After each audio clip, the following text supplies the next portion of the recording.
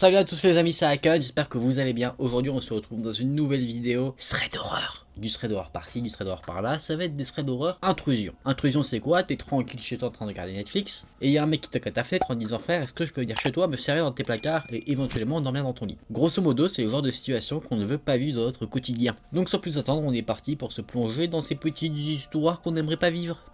Dans cette première histoire, on va voir le récit de David. David nous dit qu'il avait 7 ans, que son frère en avait 10, et qu'il vivait tranquillement dans une maison avec sa famille. Le père travaillait dans une entreprise de construction, du coup il était rarement là le soir et la nuit. Du coup, quand il faisait nuit, il n'y avait que la mère, David et son frère. C'était une maison classique, on avait la cave, le grenier, le rez-de-chaussée et les chambres, elles se trouvaient à l'étage. La mère de David et son frère avaient pour habitude la nuit de se réveiller pour aller aux toilettes. Ayant un sommeil assez léger, David les entendait à chaque fois qu'ils se levaient, donc bon, il disait que c'était un peu relou quand il dormait profondément. Une nuit, il entend son frère se lever pour aller aux toilettes. Du coup, David, ça le réveille, il remarque que son frère se déplace dans la maison, et il entend qu'à un moment son frère s'arrête, il ne va pas jusqu'aux toilettes. David, qui était un peu frileux la nuit, à chaque fois demande à son frère ce qu'il fait. Cette fois, ça n'a pas échappé à la règle, il demande donc à son frère ce qu'il fait, son frère répond « J'essaie juste d'aller aux toilettes avant de m'endormir ». Les nuits suivantes, David n'entend plus son frère se lever la nuit pour aller aux toilettes. Sachant que c'était une sorte d'habitude quand même pour son frère, il est assez étonné. Du coup, il lui demande qu'est-ce qui se passe, et son frère dit que la dernière fois qu'il allait aux toilettes, la fameuse nuit que je viens de vous dire où il lui a demandé ce qu'il faisait, le frère raconte qu'il a vu un homme habillé avec des vêtements à rayures au bout du couloir. Ça l'a un peu terrorisé, du coup il est allé directement dans sa chambre, ça lui a un peu mis un coup de pression, du coup il ne va plus aux toilettes la nuit. David en parle à sa mère parce qu'il pense que son frère lui raconte des histoires de fantômes pour essayer de l'effrayer, mais sa mère dit qu'elle n'est pas au courant. Ça traumatise littéralement David au point que avant il allait tranquillement dans sa chambre, maintenant quand il arrive à l'escalier, il court à chaque fois pour se réfugier dans sa chambre pour éviter de croiser ce fantôme, cet individu, on ne sait pas trop ce que c'est pour le moment. Je peux comprendre que quand t'as 7 ans, c'est pas forcément une vision que t'as envie d'avoir. Et là, on va avancer des années plus tard, quand David a 18 ans. David est dans la voiture avec sa mère et ils ont une petite conversation concernant leur chien. Il l'avait quand il était encore tout petit, maintenant il ne fait plus partie de ce monde, du coup, il se remémore un petit peu des souvenirs. À un moment donné, la mère dit « Tu te rappelles quand j'ai ouvert la porte à la police et que le chien s'est précipité pour aller chercher son sac de croquettes et qu'il a tout défoncé ?» Là, David il dit « Mais attends, de quoi elle parle ?» Parce que lui, ce souvenir, ça lui dit rien du tout. Et là, la mère, elle fait un regard en mode « J'ai peut-être fait une boulette ». Et du coup, elle répond à David « C'est vrai, je t'en avais jamais parlé. Tu étais trop jeune à ce moment-là, mais maintenant tu as l'âge de savoir ce qui s'est vraiment passé. Un jour, j'ai entendu du bruit venant de l'extérieur de ma chambre, je me suis réveillé et j'ai vu qu'il y avait quelqu'un qui me regardait au travers de la porte. J'ai allumé les lumières, ce qui a fait fuir l'homme, je me suis emparé de l'arme de ton père et j'ai appelé la police. Je ne me souviens pas de tous les détails que je leur ai donnés quand ils sont arrivés. C'était un homme grand qui portait des vêtements à rayures, il avait des cheveux noirs plutôt courts, quelque chose comme ça. La police avait répondu que ça correspondait à la description d'un homme, donc ce n'est peut-être pas un fantôme, qui était recherché dans le secteur. Il semblerait que cet homme se soit enfui de prison, où il avait été condamné pour meurtre. La police avait retourné la maison, et ils avaient retrouvé cet homme caché dans le grenier de la maison. Et c'est là qu'on va avoir plusieurs éléments qui vont nous révéler un petit peu ce qui s'est passé, c'est qu'en fait cet homme s'était infiltré dans la maison quand la famille était absente par une fenêtre qui avait été laissée ouverte, il s'est caché dans le grenier et en fait la nuit il sortait de sa cachette pour aller se servir un peu dans les placards pour se nourrir. La police l'a bien sûr trouvé dans le grenier parce qu'ils ont retourné à la maison et en fait David, en mettant un peu tous ces éléments ensemble, se rend compte que son frère il n'a pas vu un fantôme quand il est allé aux toilettes le soir. Il a vu l'homme qui venait de descendre du grenier pour aller se servir dans les placards. Donc en fait sans le savoir, ce jeune garçon a averti la famille quand il a dit qu'il avait vu quelqu'un, qu'il y avait justement, il n'a pas dit un meurtrier mais un individu dans la maison et personne ne l'a cru. Très cool. David ne se souvenait pas de l'arrestation de cet homme quand la police est venue parce qu'en fait il était chez ses grands-parents à ce moment-là. Mais bon, quel plaisir de savoir que t'as un meurtrier échappé de prison qui vit chez toi. Je pense que ça c'est le genre d'invité qu'on rêve tous d'avoir. On peut se le dire clairement, David et sa famille ont eu la chance que cet homme ne récidive pas avec eux. Dans cette seconde histoire, on est en 2017 et on va voir le récit de Carla qui avait 17 ans au moment des faits. Sa famille était en recherche d'une nouvelle maison, ils en ont visité une et ils trouvaient une qui leur plaisait. Du coup ils étaient en train de parler achat avec les propriétaires de la maison qui était un vieil homme, qui avait l'air très gentil, il avait construit la maison de ses mains, mais il était assez étrange aux yeux de Carla. Et vous allez comprendre pourquoi. Carla, elle s'en foutait totalement des conversations sur le prix et tout. Du coup, elle était restée dans la voiture. Mais elle voyait l'homme qui avait un comportement assez étrange. En face des parents, il a été tout souriant, mais dès que les parents détournaient le regard ou qu'ils se retournaient et que les parents ne voyaient plus son visage, il changeait d'expression et, selon les dires de Carla, il avait une expression carrément sinistre. Parfois, l'homme jette des petits coups d'œil à Carla qui se trouve dans la voiture, mais bon, leurs regards ne se croisent jamais parce que Carla fait genre qu'elle est sur son téléphone, mais elle regarde du coin de l'œil quand même ce qui se passe. Carla en a parlé à sa mère lui a dit que c'était étrange, mais c'était juste peut-être que étrange. Elle n'a pas posé plus de questions que ça à ce moment-là. Donc finalement, la famille de Carla obtient la maison.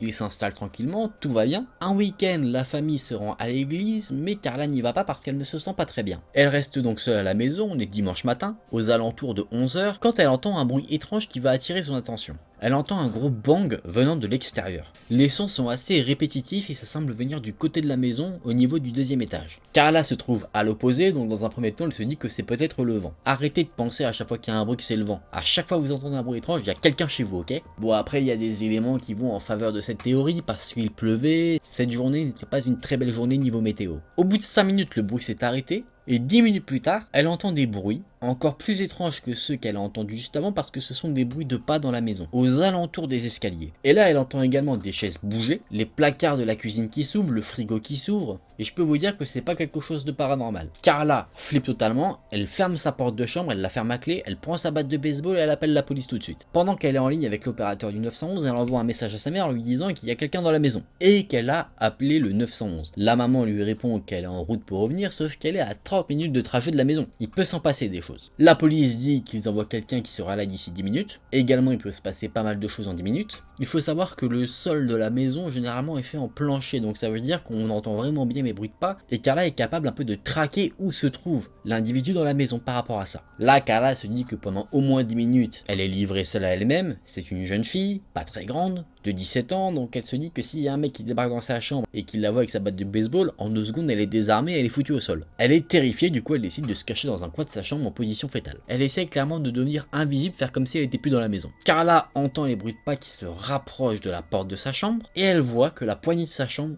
bouge. Clairement, l'homme essaye d'ouvrir la porte de sa chambre, mais la porte étant fermée à clé, il n'y arrive pas. Les murs étant assez fins, elle entend l'homme derrière la porte, qui attend là, silencieux, qu'elle en entend même sa respiration. Ce moment a dû durer 10 secondes, mais pour elle, ça lui a paru une éternité. Après ces 10 secondes, elle entend que l'homme rebrousse chemin et s'en va. Elle entend la porte arrière de la maison s'ouvrir et claquer, signe que l'individu est parti de la maison. À peu près 3 minutes après, la police arrive. Il faut savoir que Carla est toujours au téléphone avec le 911, et le 911 lui demande: est-ce que vous pouvez sortir pour nous ouvrir ou est-ce qu'on doit défoncer la porte? Sachant qu'il y a la police, qu'elle a l'impression que l'homme est parti, elle se dit: je vais ouvrir. Elle va donc ouvrir la porte au policier, qui va chercher un peu dans la maison, voir s'il n'y a pas des choses inhabituelles, et il remarque qu'il n'y a aucune entrée qui a été forcée, il n'y a rien du tout qui pourrait être alarmant. Étrange, sachant qu'il y avait quelqu'un dans la maison. La mère de Carla arrive sur les lieux, arrive à la maison, et elle demande au père s'il a changé les serrures dernièrement. Le père lui répond que non, et c'est là qu'on pourrait trouver un élément de réponse sur ce qui vient de se passer dans la vie de Carla. On va y venir. Avant ça, la mère a remarqué que dans l'allée de la maison,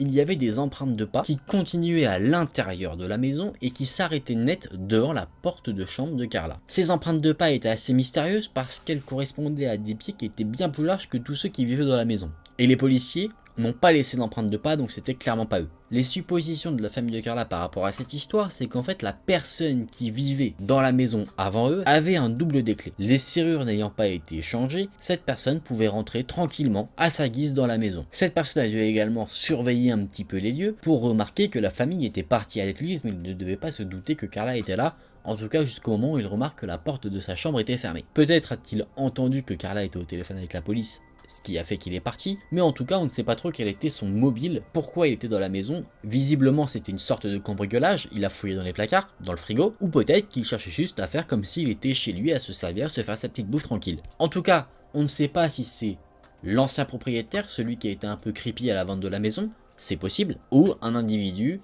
totalement haute qui louait peut-être à ce propriétaire avant ça. Ça reste un mystère. En tout cas, vous, si vous achetez une maison un jour, changez les serrures. Comme ça, on est sûr qu'il n'y a pas de problème. Parce que des doubles de clés, honnêtement, c'est pas ce qu'il y a de plus compliqué à faire. Dans cette troisième histoire, on va voir cette fois-ci le récit de Nathalie. Nathalie a déjà eu plusieurs expériences plutôt dérangeantes dans sa maison, avec des personnes étranges, comme par exemple un homme qui vient frapper à sa porte la nuit très fort en demandant à la voir, ce qui a fait qu'elle s'était cachée dans la maison parce qu'elle avait totalement peur, qu'elle était interdite par ses parents d'aller seule dans le jardin, ou encore un homme qui a tapé à la porte d'entrée avec un couteau pensant que c'était la maison d'un des voisins, il avait un compte à régler. Donc voilà, on va dire elle n'a pas eu une vie des plus tranquilles, et justement tous ces petits événements, petits ou relatifs, a fait qu'elle était assez précautionneuse maintenant dans ses agissements. Elle fait toujours très attention quand elle ouvre la porte d'entrée, elle fait attention quand elle est seule à la maison, et surtout la nuit. Mais là, l'histoire que je vais vous raconter, c'est apparemment, selon elle, la chose la pire qui lui est arrivée parmi tout ce qu'elle a vécu. Il était 18 h en octobre 2018, on est au Royaume-Uni, donc il commençait déjà à bien faire nuit. Nathalie venait de rentrer du travail, et elle était en train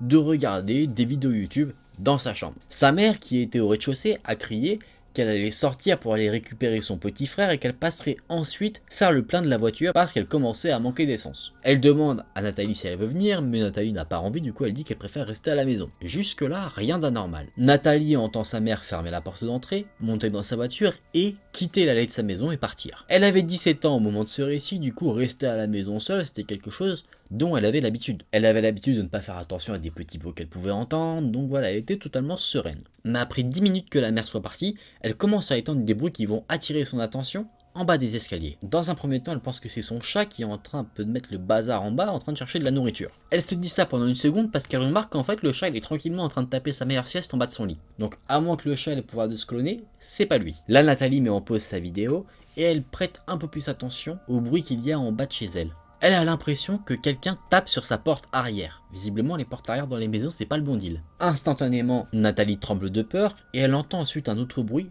le bruit de clé un peu qu'on balance. Vous savez, le gling gling gling. Et là, Nathalie se dit, attends, peut-être que je me fais des frayeurs pour rien, c'est peut-être ma mère qui a déposé mon frère et ensuite reparti pour aller faire le plein d'essence. Et que du coup, tous les bruits qu'elle entend, c'est le frère qui essaye de rentrer dans la maison. Nathalie retourne donc à sa vidéo, elle décide d'oublier le bruit qu'elle entend. Elle se dit que parfois c'est vrai que son frère peut être assez énervé quand il rentre, du coup c'est possible qu'il claque la porte, qu'il jette ses clés. Elle se dit donc qu'il n'y a peut-être pas de quoi s'inquiéter. Mais étrangement, le son de bruit de porte qui tape et le bruit des clés continue. Après les clés, c'est comme si en fait on les prenait, on les secouait, on les relâchait. Et c'est ça en continu. Donc là ça intrigue quand même vraiment Nathalie. La peur qu'elle avait réussi un peu à dissimuler en se disant que c'était son frère commence à réapparaître. Elle commence à se dire clairement c'est pas lui, c'est pas mon frère. Nathalie prend son courage à deux mains, elle sort discrètement de sa chambre et s'assoit sur l'escalier pour entendre un peu mieux ce qu'il se trame. Clairement, c'était pas le frère. Et Nathalie commence un peu à avoir une crise de panique parce qu'elle est le genre de personne qui dès qu'elle entend un bruit inhabituel dans la maison, elle pense directement au pire. Elle se dit c'est un serial killer qui est là qui va me tuer. Nathalie serre les dents et décide d'aller voir ce qui se passe. Le bruit vient de la cuisine donc elle décide, discrètement bien sûr, de s'en rapprocher. Il faut savoir qu'en fait la porte arrière qui se trouve dans la cuisine donne directement accès au jardin. Nathalie jette donc un petit coup d'œil pour voir ce qui se passe et là elle entend un gros bang et elle entend des bruits de pas assez précipités qui s'éloignent de la maison. Sur la porte justement dans la cuisine qui donne accès au jardin, il y avait une chatière. Vous savez, une petite porte que les chats peuvent emprunter pour sortir ou rentrer dans la maison à leur guise, sans que t'aies toi besoin à chaque fois de leur ouvrir la porte et tout. Et bah là, cette chatière, elle était arrachée, totalement défoncée, il y avait des bouts de plastique partout par terre. Et là, Nathalie comprend qu'en fait, quelqu'un essayait de rentrer dans la maison en utilisant cette chatière. Nathalie était déjà paniquée, là c'est pire. Elle décide donc d'essayer de ne pas penser au pire que ça pourrait être. Du coup, elle monte en haut des escaliers, elle s'assoit, elle appelle sa mère pour demander si c'est peut-être elle qui avait fait tout ce carnage. C'est le petit frère qui a répondu au téléphone parce que la mère était au volant. Nathalie a demandé « Est-ce que vous êtes à la maison ?» et le petit frère répond « Non, pas encore ». Nathalie essaye vraiment de comprendre ce qui s'est passé. Vraiment, elle ne veut pas penser au pire, du coup elle dit « Est-ce que vous êtes sûr? Ne me faites pas une blague, est-ce que vous êtes à la maison ?» Le frère répète que non, et Nathalie a du mal à croire. Enfin plutôt, elle ne veut pas le croire. En fait, elle veut s'auto-convaincre que tout ça n'est qu'une vaste blague. Sauf que le frère au téléphone comprend qu'elle est totalement paniquée, du coup il lui dit d'appeler la police. C'était pas un frère qui était super protecteur avec sa sœur, du coup elle se dit que s'il dit ça, c'est qu'il faut le prendre au sérieux. Nathalie remonte dans sa chambre, ferme la porte, elle se cache un petit peu, elle appelle la police, elle leur explique tout ce qui s'est passé, et là, elle réentend les bruits qu'elle avait entendus auparavant, les sortes de bangs, venir de la cuisine. Du coup, elle panique totalement. Elle dit à la police de venir le plus rapidement possible. La mère, le frère et la police arrivent plus ou moins en même temps. Évidemment, ils ne trouvent rien du tout. Les gens étaient déjà partis depuis bien longtemps. Peut-être qu'ils avaient entendu les sirènes ou les voitures se garer. En tout cas, ils sont partis. La police a un petit peu investigué et ils ont tout de suite compris ce qui s'était passé. En fait, de l'extérieur de la maison, sur la porte arrière, on avait une sorte de petite fenêtre où on voyait du coup un meuble où il y avait les clés justement de cette porte arrière qui étaient posées. Les individus, cambrioleurs ou on ne sait pas trop, mais en tout cas les individus qui voulaient entrer dans la maison ont pris une branche et en fait essayaient d'attraper les clés par la chatière pour ouvrir la porte et s'introduire dans la maison. Ce qui explique les fameux bangs, c'est qu'en fait c'est la chatière qui tapait à chaque fois. Et pourquoi aussi on entendait les clés bouger, tomber, se secouer, c'est que des fois ils arrivaient à toucher les clés, mais ils rataient leur coup à chaque fois. Après, c'était pas des cambrioleurs très doués. Le but de ces individus, c'est de choper les clés par la chatière, tout simplement. Sauf qu'à un moment donné, dans leur manœuvre, ils ont pété le bout de bois qu'ils avaient. Ce qui fait qu'en fait, ils ont pété la poignée de porte. Ce qui rendait totalement impossible l'ouverture de la porte de l'extérieur de la maison. Ces cambrioleurs ont été arrêtés peu de temps après, parce qu'ils étaient encore dans le quartier. Mais voilà, c'est une histoire où Nathalie a eu vraiment beaucoup de chance. Et pour se rassurer, elle nous dit d'éviter de garder les clés de nos maisons à vue de l'extérieur quand on est absent. D'ailleurs, même quand on est là, on sait jamais. Et voilà les amis, petite histoire d'intrusion qui font un peu froid dans le dos, on va pas se mentir. Hein. Bon, sans plus tarder, on va se remettre en sécurité. Vous voyez, il n'y a pas de porte, j'ai un chat mais pas de chatière, donc on est en sécurité a priori.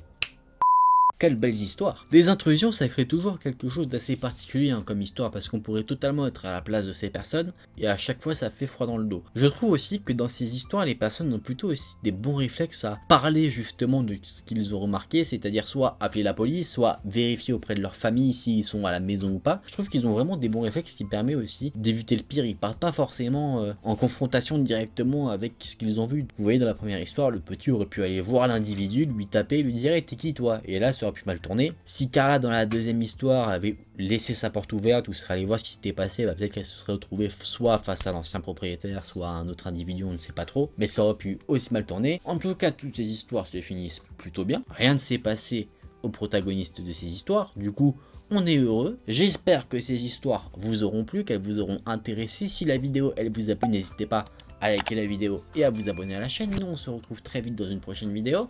Salut!